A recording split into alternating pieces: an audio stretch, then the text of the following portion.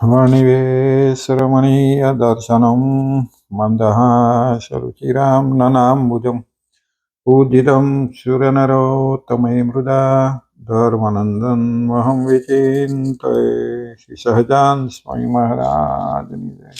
हरिकृष्ण महाराजनी जय। બધા વાલા ભક્તોને ભાવથી જય સ્વામિનારાયણ, જય શ્રી કૃષ્ણ। આજે આપણે 104 ભાગ જોઈશું। 103મો ભાગ આપણે જોયો હતો છેલ્લે, એમાં 155મો શ્લોક જોયો હતો। એમાં કહ્યું હતું કે ભાઈ જે ગૃહસ્થ સત્સંગી હોય એમણે હિંસા રહિત એવા યજ્ઞો કરવા અને તીર્થને વિશે તથા પર્વોને વિશે અથવા દ્વાદશી એકાદશી હોય સાધુ તથા બ્રાહ્મણોને જમાડવા, એમ આપણે 155મો શ્લોક છેલ્લે જોયો તો। આજે 156મો જોઈએ। મહોત્સવ ભગવત કર્તવ્યા મંદિરેષુ તૈ દેયાની પાત્ર વિપ્રેભ્યો દાનાની વિવિધાની ચ। એનો અર્થ થાય છે ધનાઢ્ય એવા જે ગૃહસ્થ સત્સંગી એમણે ભગવાનના મંદિરને વિશે મોટા ઉત્સવ કરાવવા તથા સુપાત્ર એવા જે બ્રાહ્મણ તેમને નાના પ્રકારના દાન દેવા। ગયા વખત એવો શ્લોક છે। મહારાજે કોને આજ્ઞા કરી છે? જે ધનાઢ્ય એવા ગ્રહથી સત્સંગીઓ છે એના માટે કહે છે કે મહારાજ કહે છે કે ધનાઢ્ય ગૃહ એવા અમારા સત્સંગીઓએ ભગવાનના મંદિરને વિશે મોટા ઉત્સવો કરાવવા તથા સુપાત્ર બ્રાહ્મણોને નાના પ્રકારના દાન દેવાનું। સુપાત્ર જે બ્રાહ્મણ હોય, નાના એટલે વિવિધ પ્રકારના એવા દાન આપવા, એને વસ્ત્રો આપે, ભોજન આપે, અલંકારો આપે, ગાય આપે, આવું દાન આપવા। એટલે ગૃહસ્થ માટે એને ધનાઢ્યને માટે છે ને, કારણ કે પૈસા હોય જે પૈસો હોય એ આ કામ કરી શકે। કે મહારાજે એમને આજ્ઞા કરી કે જે અમારા ગૃહસ્થ સત્સંગી ધનાઢ્યો જે છે એમણે મંદિરને વિશે મોટા ઉત્સવ કરવા, મંદિરને વિશે એની જન્મ જયંતિ આવતી હોય, પાટોત્સવ આવતો હોય કે બીજા કોઈ શિવરાત્રિ આવતી હોય, જન્માષ્ટમી આવતી હોય, રામનવમી આવતી હોય, હરિજયંતિ આવતી હોય, કોઈ પણ આવા ઉત્સવો બને, ઉત્સવો કરી અને સત્સંગ કરવો। ઉત્સવ ન કરવાનો એ તો શું કે સત્સંગ થાય, ઉત્સવ ખરેખર જલસા કરવા મજા કરવા માટે નહીં, પણ એમાં સંતો હરિભક્તો બધા ભેગા થાય ને એકબીજાના સાથે દર્શન થાય। એક જણને દર્શન આપણે કરવા હોય તો બધી કેટલી જગ્યાએ ફરે તો એટલા દર્શન ના થાય, એટલા સંતો એટલા હરિભક્તોના દર્શન એક જગ્યાએ જ્યારે આ ઉત્સવ હોય તો બધાના દર્શન થાય, પણ એનો મહિમાન શ્રદ્ધા હોય ને, બાકી જેમ ના હોય એમ કશું નહીં। એટલે મહારાજે આવા ઉત્સવ પર, મહારાજ ઉત્સવ પ્રિય છે અને પહેલેથી જ વરણમાં કેટલાય ઉત્સવો ભગવાન સત્સંગમાં રહ્યા ત્યાં સુધી છેક સુધી ઉત્સવો જ કરતા। એટલે એ ઉત્સવોમાં મૂળ ભગવાનની વચનામૃતમાં કહ્યું છે ને કે અમે બધા ઉત્સવો શા માટે કરીએ છીએ? તો કે અમે બધાને તેડાઈએ છીએ, તો કે એમાં એ ઉત્સવમાં આવા દર્શન, આવી વાતો જે થઈ હોય એ જો અંતકાળે યાદ આવી જાય તો એ મોટી પદવીને પામે અથવા તો ભગવાનના ધામને પામી જાય। અંતકાળે જો આ વાત યાદ આવી જાય તો એ બને અને ભગવાન યાદ આવી જાય, ભગવાન યાદ આવી જાય તો એનું કામ થઈ જાય। એટલા માટે ઉત્સવ કરવાના। ઉત્સવો પછી એવો નહીં કે અમે મોજ કરી હતી એવું યાદ આવે, આવા ભક્તો યાદ આવી રીતે અમે કહ્યું મહારાજને આવી રીતે વિનિવાત અથવા આવું બધું કર્યું હતું એ બધું યાદ આવે, એટલા માટે ઉત્સવ કરવાના। એટલે આ ઉત્સવો કોણ કરી શકે? પૈસા જ, કારણ કે ધનનું કામ ધનથી થાય, પૈસા હોય તો થઈને પૈસા ધનિકો હોય આપી શકે, બીજા બધા ઉત્સવ પણ સામાન્યથી ના થાય, એટલે વધારે ધનાઢ્ય લોકો જો એનો ફાળો આપે તો એ કામ થાય। સ્વામી શું કહે છે?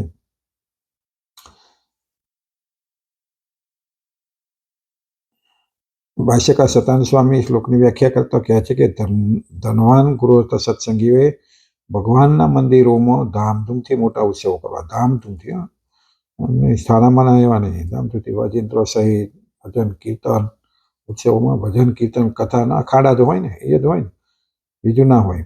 એટલે એ ધામધૂમથી વાજિંત્રો સહિત મોટેથી બધા ભજનો કીર્તનો કથા વાર્તા અને પછી પાછા જમાડે એ નિમિત્તે, તથા પાત્ર બ્રાહ્મણોને, જે પાત્ર હોય એવા બ્રાહ્મણોને વિવિધ પ્રકારના દાન આપવા।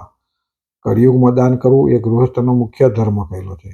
આ બાબતમાં વૃદ્ધ પરાશરનું વાક્ય પણ પ્રમાણરૂપ છે। કળિયુગમાં કહે છે દાન કરવું એ ગૃહસ્થનો મુખ્ય ધર્મ છે. દાન તો એને કરવું જ જોઈએ. કામ પણ ઘણાને એમ થાય કે કરીએ આપણે પછી એને દાન કરી દેવાનું, પણ એ કરો છો એમાંથી જ તમે પામો છો. તમે દાન કરો છો, કોઈને આપતા નથી. તમે કંઈક મેળવો છો, દાન કરો છો એટલે તમને મેળવવા, આપણે દાન કરીએ તો આપણે કંઈક મેળવવા માટે કરીએ છીએ. શું મેળવીએ છીએ? પુણ્ય મળે. પુણ્ય પ્રતાપે આ બધું જે દાન કરો છો આવ્યું કઈથી? એ આવા કરેલા કર્મોને લીધે તમને મળ્યું છે. એટલે એ મેળવવા માટે જ આપણે કરીએ છીએ એવું રાખવાનું કે હું જે કંઈક કરું છું એ મેળવવા માટે છે, બીજાને આપવા માટે નથી કરતો, હું મેળવવા માટે કરું છું. એવા ભાવથી આ દાન પુણ્ય ગૃહસ્થોએ કરવું જોઈએ. એટલે પરાશર વાક્યમાં કહ્યું છે કે તપઃ પરમ કૃતયુગે એટલે કળિયુગમાં, ત્રેતાયામ જ્ઞાનમુચ્યતે દ્વાપરે, યજ્ઞોમેવ ઉદાનમેવ કલૌ યુગે ઇતિ. એટલે શ્લોકનો અર્થ એ છે કે કૃતયુગે એટલે કૃત એટલે સતયુગમાં, તપ પરમ કૃતયુગે એટલે કે સતયુગમાં તપ કરવું એ મુખ્ય ધર્મ ગણાય છે. સતયુગમાં લોકો તપ કરતા હોય, હજારો વર્ષ, લાખો વર્ષ તપ કરતા. એક ઉભા કે ઉભા રહે, એક આંખો મીચીને બેસી રહે, તે લાફડા થઈ ગયા. આપણે એ કથાઓ સાંભળીને, એટલે એ તપ સતયુગમાં થતું. પછી મુખ્ય ધર્મ ગણાય. ત્રેતાયુગમાં જ્ઞાન જ મુખ્ય ગણાય છે. એટલે જ્ઞાન વાર્તાઓ એ બધી થતી હોય એટલે એમાં કે એ ત્રેતાયુગમાં. અને દ્વાપર યુગમાં યજ્ઞો કરવા મુખ્ય ગણાય છે. દ્વાપર યુગમાં યજ્ઞોતા અને કળિયુગમાં દાન કરવું એ જ મુખ્ય ગણાય છે. આ વૃદ્ધ પરાશર વાક્યમાં આ છે. સતપથ શ્રુતિની અંદર પણ કહેલું છે કે કળિયુગમાં દાન, દયા અને દમન આ 3 પ્રકારનું શિક્ષણ આપવું. સતપથ શ્રુતિ એવું નામ છે, શ્રુતિનું નામ. અને એની અંદર કહેલું છે કળિયુગમાં દાન, દયા અને દમન આ 3 પ્રકારનું શિક્ષણ આપવું. દાન કરવું, દયા રાખવીને દમન કરવું. દમન એટલે કોઈને બીજાને દમન નહીં, પોતાને ઇન્દ્રિયોને દમન કરવું, પોતાના ઇન્દ્રિયોને વશ રાખવા માટે. એ 3 પ્રકારનું શિક્ષણ આપવું કે છે. હવે સતાનંદ સ્વામી કહે છે કે દાન આપવામાં જો કે પાત્ર કુપાત્રની પરીક્ષા કરવી જોઈએ, પણ અન્ન અને જળનું દાન આપવામાં પાત્રની પરીક્ષા ન કરવી. દાન આપવું હોય, પૈસા આપવાના હોય તો વિચાર કરવો જોઈએ. પણ કે છે જેને અન્ન અને પાણી આપવાનું છે, ખાવાનું પીવાનું આપવાનું છે, એમાં કંઈ પાત્રતા જોવાની જરૂર નથી. ભૂખ્યાને ભોજન, તરસ્યાને જળ, એ ગમે તે હોય, ગમે તે જ્ઞાતિનો હોય, ગમે તે હોય, એને આપવું જોઈએ. એટલે અન્ન અને જળનું દાન આપવામાં પાત્રની પરીક્ષા કરવી નહીં કે છે. આ બાબતમાં વ્યાસ ભગવાન પણ પ્રમાણરૂપ કંઈક કહે છે કે અન્ના છાન દાનેશુ પાત્રમ નૈવ વિચારયેત અન્નસ્ય સુધિત પાત્રમ વિવસ્ત્રો વસનસ્ય ચ ઇતિ. એનો અર્થ એ છે કે અન્ન અને વસ્ત્રના દાનમાં પાત્રનો વિચાર કરવો નહીં. અન્નના દાનમાં, વસ્ત્રના દાનમાં પાત્રનો વિચાર ન હોવો. જેને વસ્ત્રની જરૂર છે એટલે પહેરવેશ માટે પછી વસ્ત્ર હોય કે જોડા હોય, બૂટ ચંપલ હોય, ગમે તે જે ઉપભોગ કરવાની વસ્તુઓ છે એ એનો વિચાર ન કરવો. એને જરૂર આપણે દેખીએ કે જાય છે ચલાતો નહીં, એને જોડા લઈ આવવામાં એ પાત્ર નહીં કહી જોવું જોઈએ કે ના બ્રાહ્મણ હોય એને જ આપવું, ગમે તેને આપી શકાય. એવી રીતે વસ્ત્ર લુગડા નથી, કપડાં નથી, એને જોઈએ છે પાટલા છે તો નગ્ન શરીર દેખાય છે, તેને વસ્ત્ર આપવામાં દાન પાત્ર જોવાની જરૂર નથી. ભૂખ્યો છે તો એને જોવાની જરૂર નથી. માટે ભૂખ્યો થયેલો હોય તે અન્નનો પાત્ર છે, અને વસ્ત્ર રહિત નગ્ન હોય એ વસ્ત્રને પાત્ર છે. વસ્ત્ર અને અન્ન સિવાયનું દાન જો કુપાત્રને આપેલું હોય તો એ દાન તામસ કહેલું છે. અને વસ્ત્ર અને અન્ન સિવાય બીજું કોઈ દાન કરો એ તામસ દાન કહે. કુપાત્રને જો તમે કરો એ તામસ છે. તામસાનામ ફલમ ભુક્તે તિર્યક્ત્વે માનવ ઇતિ. તામસ કર્મનું ફળ મનુષ્ય, પશુ, પક્ષીની યોનિમાં ભોગવે છે. તામસ કર્મનું જે ફળ હોય, તામસ કર્મનું જે ફળ કર્યું હોય એ ફળ મનુષ્ય અથવા મનુષ્ય, પશુ, પક્ષીની યોનિમાં ભોગવે છે. હવે કેવી વસ્તુનું દાન કરવું, તો એ વસ્તુનું લક્ષણ પણ ભવિષ્ય પુરાણની અંદર કહેલું છે કે જે વસ્તુ પોતાને પ્રિય હોય, જે વસ્તુ ન્યાયથી પ્રાપ્ત કરેલી હોય, તે વસ્તુ ગુણવાન પાત્રને આપવી. દાન કરવું એટલે કોઈનું લઈને બીજાને પર ધરાવવું એ દાન ન કહેવાય. જે વસ્તુ કે છે પોતાને પ્રિય હોય, પોતાને ગમતી હોય, પાછી પોતાને ગમતી ના આપીએ. પોતાને ભલે ગમતી હોય પણ બીજાને જરૂર છે તો ના પાય. એટલે પોતાને ગમતી હોય, બીજું ન્યાયથી પ્રાપ્ત કરેલી હોય, એ વસ્તુ ગુણવાન પાત્ર લાયક હોય એવાને આપવું, કે જેનો સદુપયોગ કરી શકે એવો હોય, તે વસ્તુ ગુણવાન પાત્રને આપવું, તે દાનનું પરમ લક્ષણ કહેલું છે. વળી પોતાના કુટુંબની સાથે વિરોધ ન થાય એ રીતે દાન આપવું. હવે મારે આપવું છે પણ ઘરમાં વાળા નાખે છે, પોતાની પત્ની નાખે, બાપ નાખે, નાખે તો કકરાટ કરીને ના આપવું. પોતાના ઘરના જે બધા સભ્યો હોય એ બધા રાજી ખુશીથી આજ્ઞા આપે, બધા આ પાડતા હોય, ઘરના વિરોધ ન થાય એવું હોય એવી રીતે દાન આપવું. પોતાની સ્ત્રીનું દાન તથા પુત્રનું દાન ક્યારેય પણ આપવું નહીં. શાસ્ત્રોમાં કોઈ પોતાની સ્ત્રીનું દાન, પોતાના પુત્રનું દાન ક્યારેય આપવું નહીં. ઓકે ભાઈ તારા પુત્રમાં આટલા દિવસ મારી જેમ મોકલ, મને આપ, અથવા તો સ્ત્રી કોઈ દાન કોઈ દાડ આપવું નહીં. ને પોતાનો વંશ રહેલો હોય તો સર્વસ્વનું દાન કરવું નહીં. પોતાનો વંશ રહેલો હોય, પોતાનું કુટુંબ પરિવાર હોય તો પોતાનું સર્વસ્વ કોઈને આપી દેવું નહીં, કે ભાઈ કોઈ મંત્રી મને આપી દઉં કે પોતાનું સર્વસ્વનું દાન આપવું નહીં. બીજાને આપવાની પ્રતિજ્ઞા થઈ ચૂકેલી હોય તો એ વસ્તુ પણ દાનમાં ન આપી દેવી. એટલે બીજાને કોઈને આપણે પ્રતિજ્ઞા થઈ આપવાની, પછી હું કોઈ બીજાને દાનમાં આપી દઉં તો કે એ વસ્તુ દાનમાં આપી નહીં, એ ના ચાલે. વસ્તુ આપવાની કોઈને નક્કી થઈ લે પછી એ દાનમાં આપી દઉં તો પુણ્ય મળતું નથી.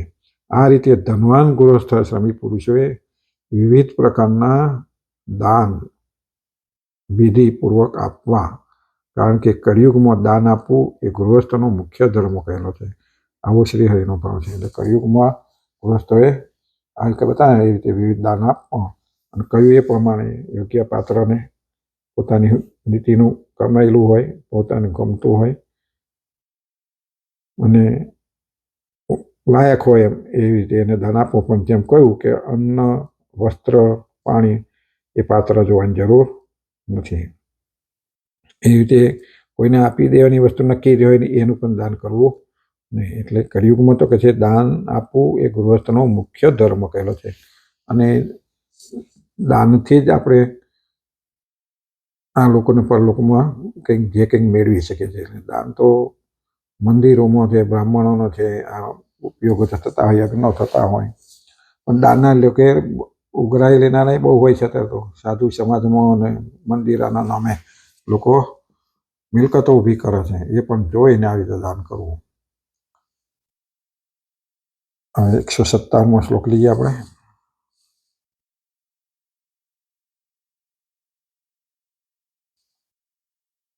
મદાશ્રિતે નૃપે ધર્મશાસ્ત્રમ આશ્રિત્ય અખિલા પ્રજા સ્વા પુત્રોત્પાલ્યા ધર્મ સ્થાપ્યો ધરાતલે.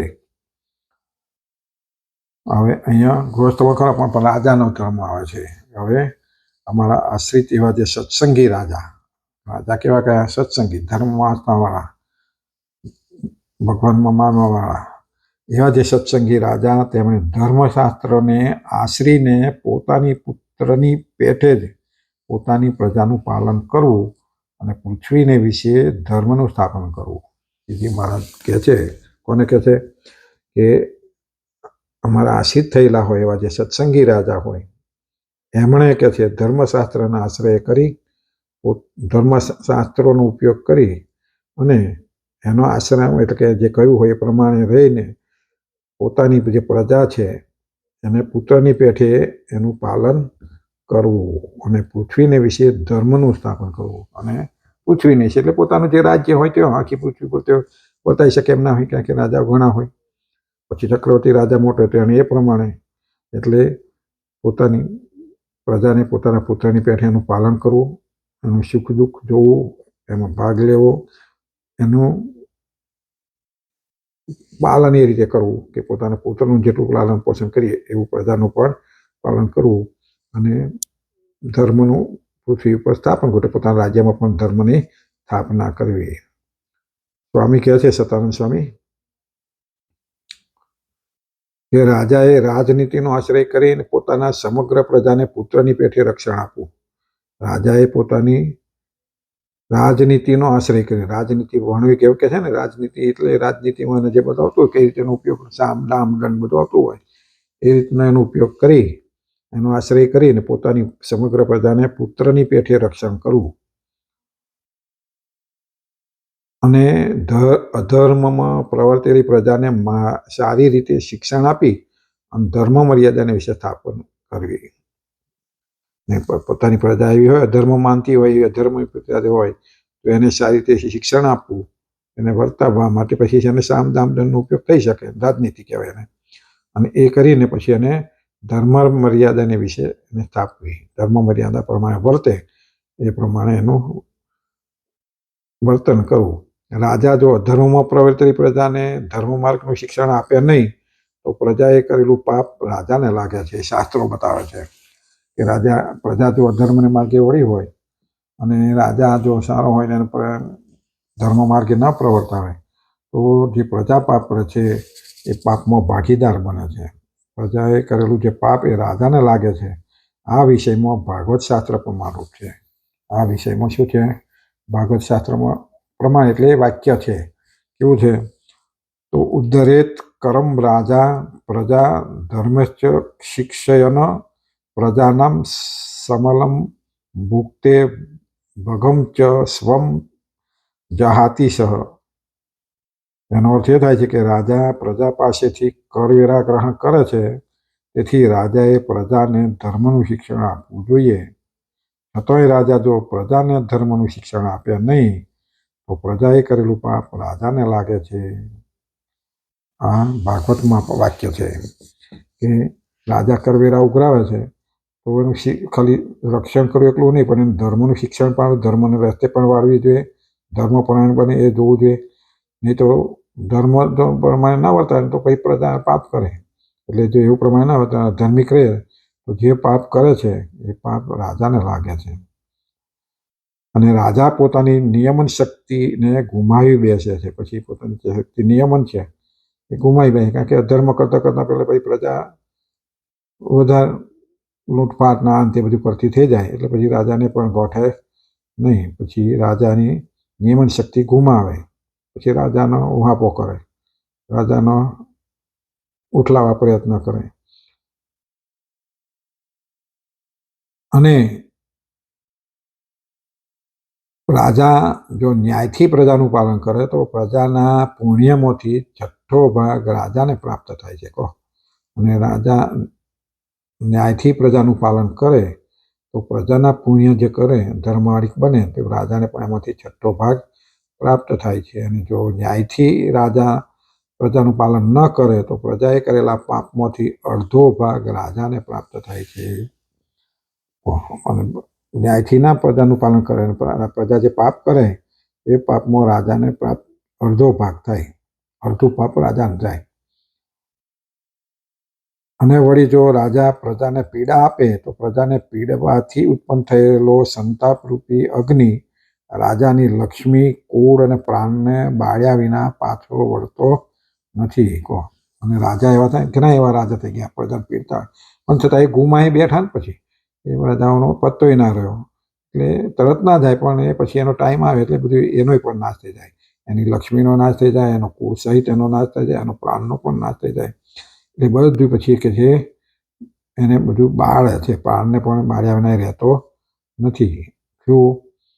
તો રાજાને પ્રજાને જે પીડા આપી હોય એ પીડારૂપી દુઃખ એને બાળ્યા વિના રહેતું નથી. માટે રાજાએ ન્યાયથી પોતાનું પ્રજાનું રક્ષણ કરવું જોઈએ. એટલે રાજાએ પણ આખી આ રાજનીતિ છે શીખવાની. રાજાએ ધર્મશાસ્ત્રનો પણ ઉપયોગ, ધર્મશાસ્ત્રનું વાંચન અથવા તો સત્સંગ અથવા એવા ગુરુઓ પણ રાખવા જોઈએ કે જેને યોગ્ય માર્ગદર્શન આપી શકે. અત્યારના તો ગુરુઓને અથવા ધાર્મિક વડાઓને બધાને રાજ્યનો આશ્રય લેવો પડે. અને રાજ્યનો આશ્રય લઈને એ ધાર્મિક વડાઓ પણ ખોટા કામ કરે છે. જોઈએ છે જગતમાં, સમાચારોમાં અને એમાં આપણે અત્યારે જોઈએ છે કે રાજ્યનો આશ્રય લઈને ખોટાનું સાચું, સાચાનું ખોટું બધું કરતા હોય છે. આપણે સત્સંગમાં કેટલા બધા એવા સમાચારો બધું વાપરીએ છીએ કે સાધુએ આવું કૃત્ય કર્યું, આવા કૃત્ય કર્યા, આ કૃત્ય કર્યા. એનું કશું થતું નથી. એ કોકને જ થાય છે. હજુ એવા કેટલાય છે કૃત્યો કે જે એનું કોઈ ઉપજતું નથી. અને સામાન્ય પ્રજા હોય ને એ કૃત્યમાં હોય તો કે એને જેલની સજા, ફાંસીની સજા પબ્લિકે એટલું જ કરે છે. અને પેલા એના એટલા દબાયેલા હોય છે કે એનું પણ કશું થતું નથી. અત્યારે આપણે લાંબી ચર્ચા આવી કરવી નથી, પણ સમાચારોમાં અને એમાં વાપરેલું છે, જોયેલું છે બધાએ. તો રાજ્ય વ્યવસ્થા આવી હોય એટલે પછી એને વહેલા મોડા એ ભોગવવાના રહેવાતું નથી. એ રાજા એનો પણ નાશ થઈ જાય છે, એના રાજ્યનો પણ નાશ થઈ જાય છે. પ્રજાનું રક્ષણ કરવું એ વળી રાજાએ મનુષ્યનો વધ કરવામાં તો મહાન વિચાર કરવો જોઈએ.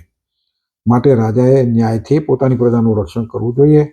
અને વળી રાજાએ મનુષ્યનો વધ કરવામાં તો મહાન વિચાર કરવો જોઈએ. મનુષ્યનો વધ કરવાનો આવે તો તરત ફાંસીની સજા થતો મારી નાખો, એવું ના હોવું જોઈએ. એને વિચાર કરવો જોઈએ. સામ, દામ, ભેદ અને ત્યાર પછી જ વધ દંડ કહેલો છે. એને સામ, દામ, ભેદ અને ત્યાર પછી સામ, દામ, ભેદ અને દંડ કયા એ રાજનીતિ છે. છેલ્લે વાર દંડ એને હોવો જોઈએ. ને વળી રાજાએ યુદ્ધ તો સર્વ પ્રકારે કરવું જ નહીં. અત્યારે તો યુદ્ધો કેટલા થાય. જો કે પહેલાંય બધા યુદ્ધો થતા, પણ યુદ્ધ તો રાજાએ કરતા. યુદ્ધોમાં બેનો નાશ થાય, બંને બાજુનો નાશ થાય. ના છૂટકે જ યુદ્ધ પછી કરવું પડે. મહાભારતને ના છૂટકે કરવું પડ્યું એ ધર્મયુદ્ધને લીધે. એમ એ આખરી ઉપાય છે, પણ યુદ્ધ કરવા પણ ના જોઈએ કે છે. સામ, દામ, દંડ ત્યાર પછી જ વધ દંડ કહેલો છે. વળી રાજાએ યુદ્ધ તે સર્વ પ્રકારે કરવું જ નહીં. બીજો કોઈ પણ રસ્તો ન મળે ત્યારે જ યુદ્ધ કરવું. કોઈ રસ્તો આખરી ઉપાય ન રહે ત્યારે જ યુદ્ધ કરવું. પણ યુદ્ધોમાં શું છે, ઘણી વખત એકબીજાનો અહમ ગવાતા હોય ને કોઈનું વાપરવા અથવા સમાધાનમાં તૈયાર થતા નથી. બધાના અહમ ગવાતા હોય. ભલભલાતા તેના રાજાઓ થઈ ગયા. આગળ આપણા ઇતિહાસો બધા જોઈએ અને આજના ઇતિહાસો જોઈએ અત્યારે જતા યુદ્ધો ચાલે છે આ જમાનામાં. યુદ્ધોનું કારણ શું છે? એકબીજાનું કોઈક જાતનું સમાધાન, કોઈને સાંભળવું નહીં. આથી અહંકાર, આસુરી વૃત્તિ કહેવાય જેને, એના લીધે જ આ. પણ જ્યારે કોઈ ઉપાય ના રહે ત્યારે યુદ્ધ કરવું, આવો સમગ્ર નીતિશાસ્ત્રનો સંકેત છે. નીતિશાસ્ત્રમાં આવો સંકેત છે. મહાભારતમાં પાંડવનો આખરે યુદ્ધ ન થાય એટલા માટે, સમાધાન માટે કે ભાઈ તમે અમારું બધું રાજ ન આપો તો અમુક આપો. છેવટે 5 ગામડા અથવા તો 5 નાના દેશ માંગ્યા કે 5 જે એવું લેવાય કે 84,000 દેશોનું રાજ હતું એમને, એટલા એમનું. તમે ખાલી એમને 5 આપો તો 5 વાપર્યા નામ ઉભી. પછી 5 એક શું? પછી દુર્યોધન કહે છે કે સોયના અહીંયા જેટલું પૃથ્વી પણ આપવા તૈયાર નથી. તો પછી આખરે એ યુદ્ધ ખેલાવવું પડ્યું. એટલે એવું જ્યારે હોય ત્યારે આખરે છેવટે યુદ્ધ બને ત્યાં સુધી, કારણ કે યુદ્ધ થવાથી કોઈ ફાયદો નહીં. બંને જે પક્ષો હોય એના મનુષ્યો, પશુ, એવું બધાનો મારવાનો વારો આવે. બધા વિધવાઓ બને, કોઈનો ભાઈ મારે, કોઈનો બાપ મારે, કોઈનો કાકો મારે, કયા મારે, બધા ઘણા બધાનો નાશ થાય. એટલે વિનાશ જ થાય. યુદ્ધમાં કોઈ પ્રગતિ ના થાય. એટલે બને સુધી યુદ્ધમાં કરવું જોઈએ નહીં. પણ આખરે ના છૂટકે જે હોય ત્યારે કે છે એનું યુદ્ધ કરવું. આ રીતે રાજાએ સંપૂર્ણ નીતિશાસ્ત્રનો આશ્રય કરી અને પ્રજાનું પુત્રની પેઠે પાલન કરવું. આ રીતે શ્રીજી મહારાજ કહે છે. સતાનંદ સ્વામી કહે છે કે રાજાએ સંપૂર્ણ નીતિશાસ્ત્ર ભણવું જ જોઈએ. રાજાઓને તો નીતિશાસ્ત્ર, આજે બધા પ્રધાનો બન્યા હોય અત્યારે જે અત્યારના પ્રમાણે મંત્રીઓ પ્રધાનો એ બધા નીતિશાસ્ત્ર ભણાવવું જોઈએ. અને ભણેલા હોય ને એમને જ પાછા ચૂંટવા જોઈએ. ખરેખર તો જેને રાજા બનવું હોય, જેને મંત્રી બનવું હોય ને એ બધા નીતિશાસ્ત્ર ભણે. પછી હાવ અંગૂઠા છાપ હોય એ પાછા સભ્ય બને, સાંસદ બને. અંગૂઠા છાપ વાંચતાય ના આવડતું હોય એવા અત્યાર સુધી થઈ ગયા. તો એ બધા શું કરવાના? એટલે આ કંઈક આવું બધું હોવું જોઈએ કે નીતિશાસ્ત્ર બધાને ભણેલું હોવું જોઈએ. અને અમુક જ્ઞાન હોવું જોઈએ કે અમુક આટલું ભણેલા હોવા જોઈએ. પછી 10મું ભણેલા હોય એને શું કરવાના? અનુભવ હોય, બીજું બધું હોય, બધી રીતે એને એવી રીતે તાને તો જ એને અને જેનું ચારિત્ર્ય ખરડાયેલું હોય એને તો ઊભું જ રહેવાનું ના હોય. અત્યારે પહેલાં આપણે કાયદો કે ભાઈ જેલમાં થયેલા હોય એના પર કેસ છોટા થયેલા બધા હોય તો એને ચૂંટણી ના ભરે, એના બદલે ચૂંટણીમાં જેલમાં રહે, ચૂંટણી લડે છે અને જીતી જાય છે. જેલમાં કોઈ એનો પ્રચાર કોણ કરતા છે અને તો એ જીતી જાય છે. એટલે ખરેખર જે એના ખરેખર ગુનેગાર સાબિત થયા એને કોઈ દિવસ પછી ચૂંટણીમાં ઊભું રહેવાનો એના અધિકાર આપવો જોઈએ અને હાવ ગુનેગાર હોય ને એનો મતાધિકાર એ કરી નાખવો જોઈએ. આવું રાખવું જોઈએ. આ રીતે રાજાએ સંપૂર્ણ નીતિશાસ્ત્રનો આશ્રય કરીને પ્રજાનું પુત્રની પેઠે પાલન કરવું એમ શ્રીહરિનો અભિપ્રાય છે. શ્રીજી મહારાજ કે મારા રાજાએ આ રીતે પુત્રવત પ્રજાનું પાલન કરવું જોઈએ ટૂંકમાં એવું કે છે. એટલે આપણે શ્લોક પૂરો થયો. પછીના ભાગમાં હવે 158મો શ્લોક જોઈશું. સહજાન સ્વામી મહારાજની જય. ભક્તોને જય સ્વામિનારાયણ.